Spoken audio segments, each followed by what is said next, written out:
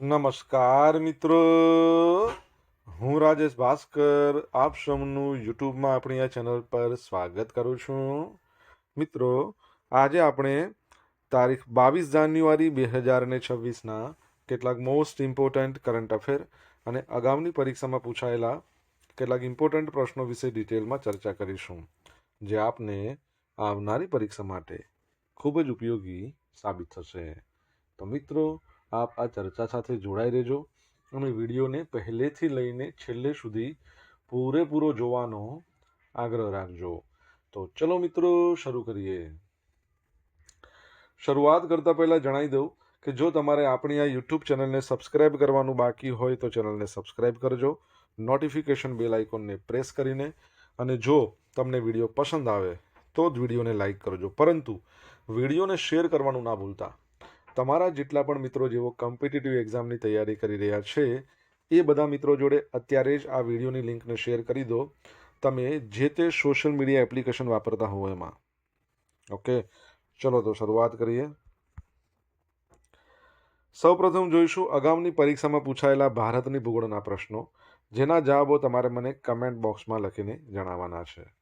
વિડીયોના લાસ્ટમાં જ્યારે હું તમને આ દરેક પ્રશ્નના જવાબ જણાવું ત્યારે તમારે ચેક કરવાનું છે કે તમે આપેલા પ્રશ્નોના જવાબ છે એમાંથી કેટલા પ્રશ્નોના જવાબ સાચા છે, અને જેટલા પણ પ્રશ્નો જવાબ સાચા હોય એનો આંકડો તમારે કમેન્ટમાં લખવાનો કે 10માંથી આટલા સાચા છે. ડેલી જીકે ટેસ્ટમાં આપણે રોજ 10 પ્રશ્નો પૂછીએ, જેમાંથી 5 પ્રશ્નો ભારતની ભૂગોળના છે. બાકીના જે 5 પ્રશ્નો છે એ ભારતના ઇતિહાસના છે. તો તમે તમારા આન્સર આપો નીચે કમેન્ટ બોક્સમાં, અને હું આજના કરંટ અફેરનો પ્રથમ પ્રશ્ન છે એની શરૂઆત કરું છું. પ્રથમ પ્રશ્ન છે કે મારુતિ સુઝુકી ગુજરાતમાં કયા સ્થળે મેગા કાર પ્લાન્ટ સ્થાપશે? તો જવાબ આવશે ખોરાજ ખાતે. કઈ જગ્યાએ? ખોરાજ છે ને ત્યાં. તો ગુજરાત સરકાર અને મારુતિ સુઝુકી ઇન્ડિયા લિમિટેડ વચ્ચે ગુજરાતના ખોરાજ ખાતે એક વિશાળ કાર ઉત્પાદન પ્લાન્ટ સ્થાપવા માટે રોકાણપત્રની આપ-લે કરવામાં આવી છે. આ પ્રોજેક્ટ ભારતની ઓટોમોબાઈલ ઇકોસિસ્ટમને વધુ મજબૂત બનાવશે. સ્થળ શું છે? ખોરાજ, આપણા સાણંદની નજીક, અને આશરે 1750 એકર જમીન પર તે ફેલાયેલું રહેશે. કુલ રોકાણની વાત કરીએ તો 35,000 કરોડનું રોકાણ છે. વાર્ષિક ક્ષમતા 10 લાખ કારની છે.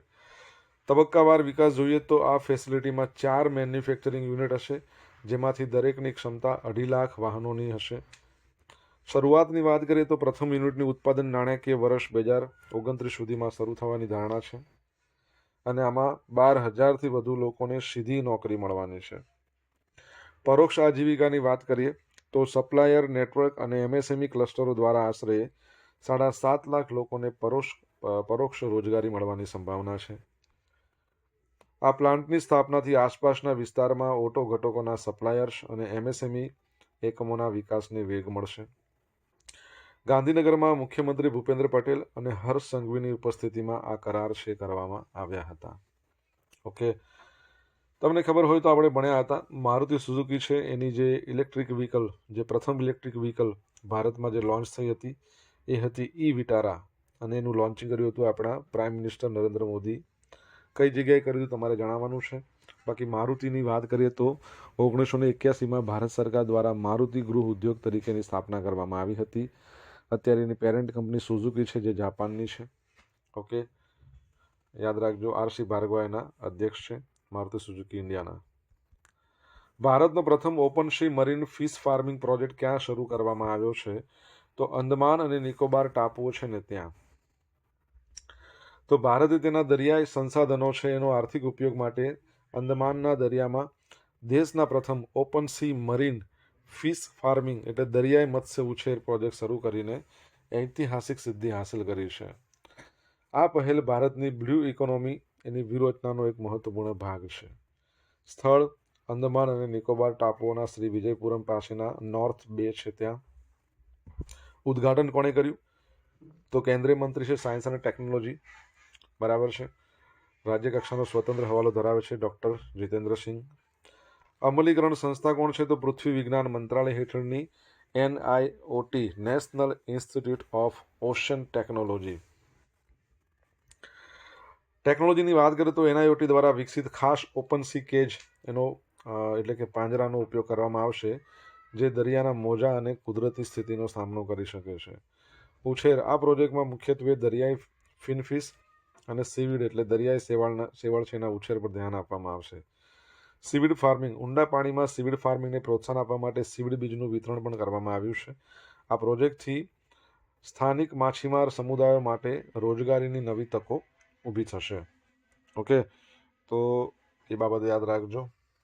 અંદમાન નિકોબારની વાત કરીએ તો એનું કેપિટલ પહેલાં આપણે પોર્ટ બ્લેર કહેતા હતા, હવે એનું નામ શ્રી વિજયપુરમ થઈ ગયું છે. એના લેફ્ટનન્ટ ગવર્નર છે એનું નામ તમારે જણાવવાનું છે. તમને આન્સર આવડે તો કમેન્ટ બોક્સમાં લખીને. યમનમાં સત્તા પરિવર્તન, સાયા મોહસિન જિંદાની નવા વડાપ્રધાન. તો યમનમાં લાંબા સમયથી ચાલી રહેલા આંતરવિગ્રહ અને રાજકીય અસ્થિરતા વચ્ચે નેતૃત્વમાં એક મોટો ફેરફાર કરવામાં આવ્યો છે, જેમાં વિદેશ મંત્રી સાયા મોહસિન જિંદાની છે એમને દેશના નવા વડાપ્રધાન તરીકે નિયુક્ત કરવામાં આવ્યા છે. આ નિમણૂક અગાઉના પીએમ સાલેમ બિન બ્રેક એના રાજીનામા બાદ કરવામાં આવી છે. સાઉદી અરેબિયા અને આંતરરાષ્ટ્રીય સમુદાયનું સમર્થન ધરાવતી આ સરકાર માટે આ નિર્ણય એવા સમયે લેવાયો છે જ્યારે સાઉદી અરેબિયા અને યુએઈ વચ્ચે યમનમાં પ્રભુત્વ મેળવવા માટે તણાવ ચાલી રહ્યો છે અને હુથી બળવાખોરો સામેની લડાઈ સતત ચાલુ છે. નોંધનીય છે કે યમન 2022થી પ્રેસિડેન્શિયલ લીડરશિપ કાઉન્સિલ દ્વારા સંચાલિત છે. યમન, એની કરન્સી યમન રિયાલ છે અને એનું કેપિટલ તમને આવડતું હોય તો તમે કમેન્ટ બોક્સમાં લખીને જણાવી શકો છો. મિત્રો, વિડીયો પસંદ આવ્યો હોય, ભણવાની મજા આવી હોય તો વિડીયોને એક લાઇક કરજો. તમારા મિત્રો જોડે વિડીયોની લિંકને શેર કરજો. આપણી બંને યુટ્યુબ ચેનલ રાજેશ ભાસ્કર 2ને સબસ્ક્રાઇબ કરવાનું બાકી હોય તો સબસ્ક્રાઇબ કરજો, નોટિફિકેશન બેલ આઇકોનને પ્રેસ કરીને. જો તમારે ડેલી કરંટ અફેરની પીડીએફ જોઈતી હોય તો આપણી ટેલિગ્રામ ચેનલને જોઈન કરી લો. ડેલી કરંટ અફેરની પીડીએફ તમને જોવા મળશે અહીંયા, સાથે પોલ્સ પણ રમવા મળશે. ખેલો ઇન્ડિયા વિન્ટર ગેમ્સ 2026માં કઈ રમત પ્રથમ વખત ડેબ્યુ કરી રહી છે? તો જવાબ આવશે ફિગર સ્કેટિંગ. શું આવશે? Figure skating. તો લદ્દાખની અંદર ખેલો ઇન્ડિયા વિન્ટર ગેમ્સ 2026ની 6ઠ્ઠી આવૃત્તિનો ભવ્ય પ્રારંભ થયો છે. કઈ જગ્યાએ? લેહ, લદ્દાખ. તો લેહ લેંગ નવાંગ દોરજાન સ્તોબાદાન સ્ટેડિયમ જે છે લદ્દાખની અંદર, ત્યાં. અને આ ગેમ્સ 2 તબક્કામાં રમાવાની છે. લેહ લદ્દાખમાં આઈસ સ્પોર્ટ્સ એટલે કે સ્કેટિંગ અને હોકી. ગુલમર્ગ જે જમ્મુ કાશ્મીરમાં છે ત્યાં સ્નો ઇવેન્ટ્સ, બરફ પરની રમતો ફેબ્રુઆરીમાં. સહભાગી અંદાજે 1060 લોકો, જેમાં 480 એથ્લેટ્સનો સમાવેશ થાય છે. મહત્વના પાસાઓ જોઈ લઈએ. નવી રમત આઈસ સ્કેટિંગ પ્રોગ્રામમાં પ્રથમ વખત ફિગર સ્કેટિંગ ઓલિમ્પિક રમતનો સમાવેશ કરવામાં આવ્યો છે. લદ્દાખની સ્પોર્ટ્સ પોલિસી, તો લદ્દાખે તેની પ્રથમ સ્પોર્ટ્સ પોલિસી જાહેર કરી. તમને ખ્યાલ હોય તો આપણે ભણ્યા હતા. લદ્દાખના જે લેફ્ટનન્ટ ગવર્નર છે, બરાબર, કવિન્દર ગુપ્તા, એમના દ્વારા આ પોલિસી જાહેર કરવામાં આવી હતી. હવે આ પોલિસીની અંદર ખેલાડીઓ માટે સરકારી નોકરીઓમાં 4% અનામત, ₹100 કરોડ સુધીની રોકડ પુરસ્કારની જોગવાઈ છે. આયોજન સ્થળો એનડીએ સ્ટેડિયમ, ગુફુફ તળાવ, લદ્દાખ સ્કાઉટ રેજિમેન્ટલ સેન્ટર રિંગ, આ બધાનું આયોજન કરવામાં આવશે. બરાબર. અને તમને ખબર હોય તો રિસન્ટલી આપણે ભણ્યા હતા ખેલો ઇન્ડિયા બીચ ગેમ્સ પૂરી થઈ ગઈ. દાદરા નગર હવેલી, દીવ દમણ, દીવના કયા બીચ ખાતે? તો ત્યાં એનું આયોજન કરવામાં આવ્યું હતું. તમને નામ ખબર હોય તો કહો. અને બીજું કે એમાં જે વિજેતા બન્યું છે, કોણ બન્યું છે, એટલે સૌથી વધારે મેડલ કોણ લઈ ગયું છે. અને અહીંયા તમે જોશો તો લદ્દાખની અંદર જે આ અત્યારે ચાલી રહી છે ખેલો ઇન્ડિયા વિન્ટર ગેમ્સ, સિનેસાન જે હિમદીપડો છે એ તેનું શું છે? માસ્કોટ છે. જે પ્રમાણે જે ખેલો ઇન્ડિયા બીચ ગેમ હતી ને એમાં કોણ હતું માસ્કોટ? તો પર્લ ડોલ્ફિન. મિઝોરમમાં શોધાયેલ સાપની નવી પ્રજાતિ કેલેમેરિયા મિઝોરામેન્સિસ સામાન્ય રીતે કયા નામે ઓળખાય છે? તો રીડ સ્નેક એને કહેવાય છે. શું કહેવાય? Reed snake. તો જાન્યુઆરીની અંદર આ મહિનામાં જ વૈજ્ઞાનિકોને મિઝોરમમાંથી સાપની એક નવી પ્રજાતિ મળી આવી છે, જેનું નામ રાજ્યના નામ પરથી આ નામ આપવામાં આવ્યું છે. આ શોધ મિઝોરમ યુનિવર્સિટી, રશિયા, જર્મની અને વિયેતનામના સંશોધકોએ સંયુક્ત રીતે મતલબ એમણે નામ આપ્યું છે, એનું પરિણામ છે. એટલે એ લોકોએ મહેનત કરીનું પરિણામ છે.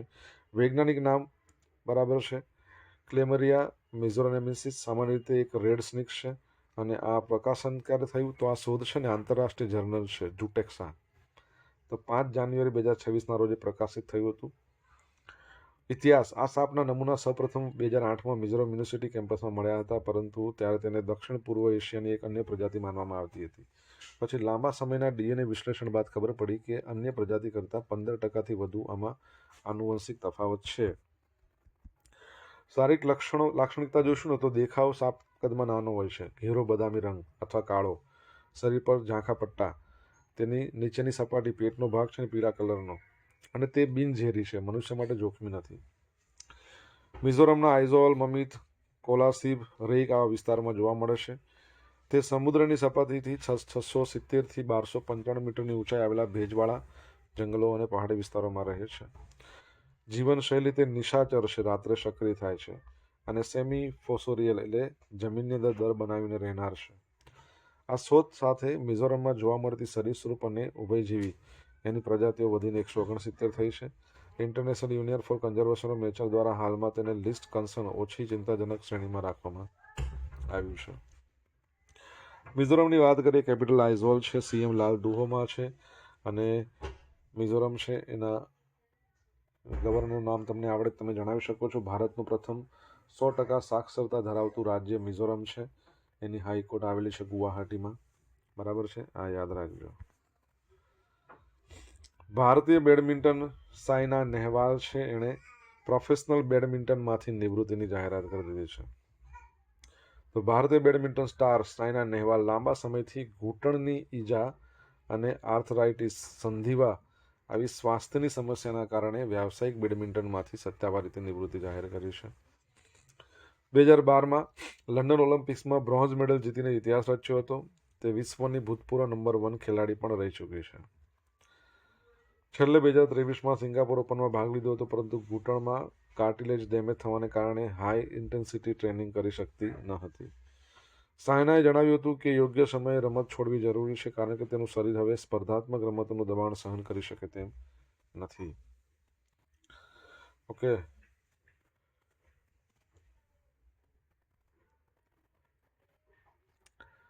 બેડમિન્ટન પરથી તમારા માટે પ્રશ્ન કે વિશ્વ બેડમિન્ટન દિવસ ક્યારે મનાવવામાં આવે છે? કમેન્ટ બોક્સમાં લખીને જણાવો, આન્સર આવડે તો. સોશિયલ મીડિયાના માધ્યમથી તમે મારી સાથે કનેક્ટ રહી શકો છો. ઇન્સ્ટા આઈડી છે આપણું rajesh.i.bhaskar. ફેસબુક આઈડી છે આપણું RI ભાસ્કર. ટેલિગ્રામ ચેનલ છે આપણી રાજેશ ભાસ્કર. અને અહીંયા તમને ડેલી કરંટ અફેરની PDF મળશે અને પોલ્સ પણ રમવા મળશે. જો ભણવાની મજા આવી હોય તો વિડીયોને લાઇક કરો, તમારા મિત્રો જોડે વિડીયોની લિંકને શેર કરો, ચેનલ સબસ્ક્રાઇબ કરવાનું બાકી તો સબસ્ક્રાઇબ કરો, નોટિફિકેશન બેલ આઇકોનને પ્રેસ કરીને. તાજેતરમાં જારી થયેલા રિસ્પોન્સિબલ નેશન્સ ઇન્ડેક્સ એમાં ભારત કયા સ્થાને છે? તો જવાબ આવશે ભારત 16મા નંબર પર છે. કેટલામા નંબર પર? 16મા નંબર પર. તો 19 જાન્યુઆરીના રોજ ભારતના પૂર્વ રાષ્ટ્રપતિ શ્રી રામનાથ કોવિંદ છે, એમણે નવી દિલ્હીમાં responsible Nations index RNI launch કર્યો. આ ઇન્ડેક્સ GDP અથવા સૈન્ય શક્તિ જેવા પરંપરાગત માપદંડોને બદલે નૈતિકતા, જવાબદારી એના આધારે દેશોના મૂલ્યાંકન કરે છે. આ ઇન્ડેક્સ દેશોને તેમની સત્તા કે સંપત્તિને બદલે માનવતા, પર્યાવરણ, નાગરિકો પ્રત્યેની તેની જવાબદારીને આધારે માપે છે. સંસ્થાઓ તેને વર્લ્ડ ઇન્ટેલેક્ચુઅલ ફાઉન્ડેશન દ્વારા જવાહરલાલ નહેરુ યુનિવર્સિટી એના શૈક્ષણિક સહયોગ અને IIM મુંબઈ છે એના મેથોડોલોજીકલ વેલિડેશન સાથે વિકસાવવામાં આવ્યો છે. ભારતની વાત કરીએ તો ભારતનું સ્થાન 16મા નંબરનું છે. વિશ્વના ઘણા બધા વિકસિત દેશો, ફ્રાન્સને જોઈ લો 17 નંબર, UK 25, કેનેડા 45, US 66, ચીન 68, આ બધા કરતાં આપણું ભારત આગળ છે. પ્રથમ ક્રમ આ વૈશ્વિક રેન્કિંગમાં સિંગાપોર નંબર 1 પર છે. નૈતિક શાસન પરિણામ દર્શાવે છે કે ભારત આર્થિક વિકાસની સાથે માનવીય કલ્યાણ અને નૈતિક મૂલ્યોને પ્રાધાન્ય આપી રહ્યું છે. ઇન્ડેક્સના મૂલ્યાંકનના માપદંડો શું હતા?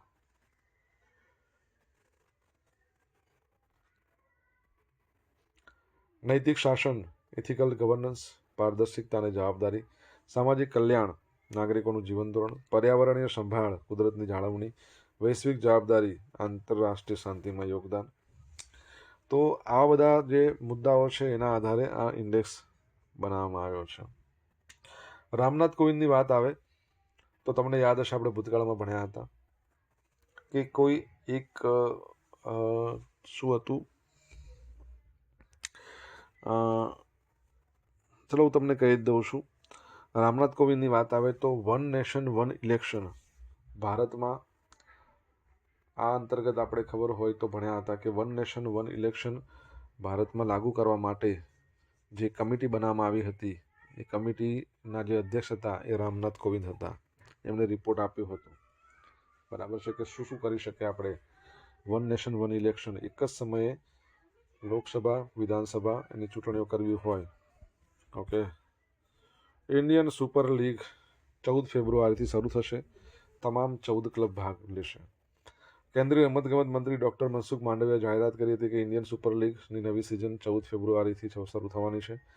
આ વખતે લીગમાં મોહન બાગાન અને ઈસ્ટ બેંગાલ સહિતની 14 ક્લબ ભાગ લેવાની છે. મેચોની સંખ્યા હોમ એન્ડ અવે ફોર્મેટમાં 91.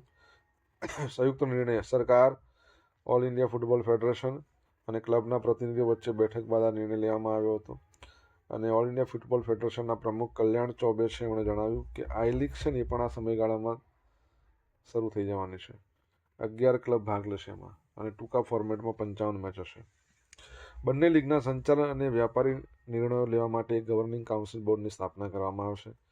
ડિસેમ્બર 2025માં માસ્ટર રાઇટ એગ્રીમેન્ટ સમાપ્ત થઈ ગયું હતું, એટલા માટે નવા પાર્ટનર માટે બિડ નથી મળી અને ફૂટબોલ સિઝન અટકી પડી હતી, જે હવે શરૂ થઈ ગઈ છે પાછી.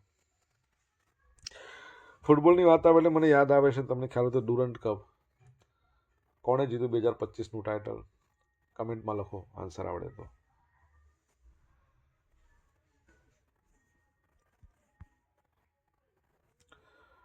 અગાઉની પરીક્ષામાં પૂછાયેલા ભારતની ભૂગોળના પ્રશ્નો જોઈ લઈએ. પહેલો પ્રશ્ન, 2011ની વસ્તી ગણતરી મુજબ ભારતમાં પુરુષોનો સાક્ષરતા દર કેટલો છે? 82.14. બોમ્બે હાઈ એ ખનિજ તેલનું ઉત્પાદન ક્યારે શરૂ કર્યું હતું? 1973. ઉત્તર ભારતના એક રાજ્યમાં આવેલા સોપોર ઘાટી વિશ્વકર્માને શાના માટે પ્રખ્યાત છે? કેસર. કઈ નદી પર ચોંગ બંધનું નિર્માણ થયું છે? બિયાસ. ઓલિવ રીડલી કાચબાના સંરક્ષણ માટે કઈ નદી પ્રખ્યાત છે? તો ઋષિકુલ્ય, ઉત્તરાખંડ. અગાઉની પરીક્ષામાં પૂછાયેલા ભારતના ઇતિહાસના પ્રશ્નો જોઈ લઈએ. પહેલો પ્રશ્ન હતો કે પ્રાચીન યુગમાં ભારતના મહાન ગણિતશાસ્ત્રી ભાસ્કરાચાર્યએ લખેલ પુસ્તકનું નામ શું હતું? તો લીલાવતી ગણિત. બીજા વિશ્વયુદ્ધ પછી ભારતને સ્વતંત્રતા આપવાની બ્રિટિશ સરકારે કરેલી જાહેરાત ખાલી જગ્યા તરીકે ઓળખાય છે? ઓગસ્ટ દરખાસ્ત.